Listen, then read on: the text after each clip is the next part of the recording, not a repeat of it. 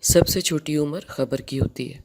معلوم تو ہے ہی ہم سب کو، خبر سچی ہو یا جھوٹی، چند دن ہا ہا ہو رہتی ہے اور بس۔ ہر کوئی خود کی زندگی میں مگن ہو جاتا ہے۔ زندگی اسی کا نام ہے۔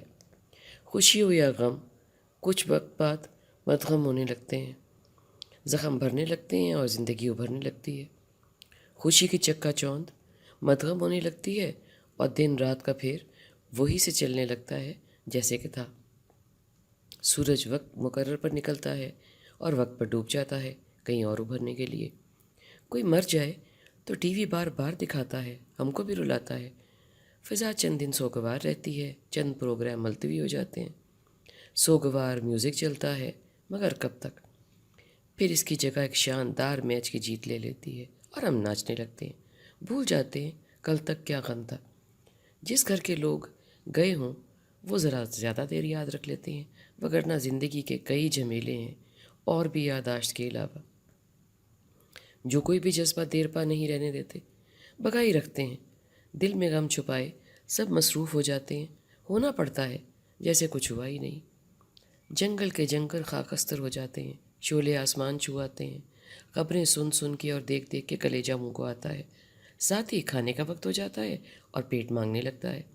ہم لوازمات سے بھری پلیٹ لے کے پھر خبروں کے سامنے بیٹھ جاتے ہیں۔ یہ ہے زندہ انسان کی اوقات۔ یہ بے حسی نہیں ہے، یہی چاہا گیا ہے۔ یہ خود کو زندہ رکھنے کا مثالہ ہے، خود کا وقت پورے کرنے کے لیے مصروفیت۔ زلزلہ ہزاروں جسموں سے سانس نچوڑ لیتا ہے۔ سیلاب بھلے لاکھوں جانیں بہا لے جائے، لاوا ساری زمین کو اندھیر کر دے، کوئی کہاں تک افسوس منائے؟ اگر کوئی خود کا پیارا بھی کہیں مر کھپ جائے تو بھی چند دن کے بعد زندگی پہ، معمول پہ آنا ہی پڑتا ہے۔ رب تعالیٰ کا یہی نظام ہے۔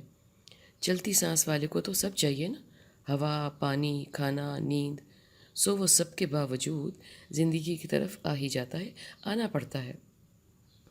اس تمہید کا مطلب یہ ہے کہ جب ہر خبر نے آخر مر ہی جانا ہے، سچی ہو یا جھوٹی، تو اگر آپ کا دل تصدیق کرتا ہے کہ آپ حق پر ہو، تو لوگوں کے فتووں کی اور خبروں کی فکر کیے بنا آپ مثبت قدم اٹھا کیوں نہیں لیتے؟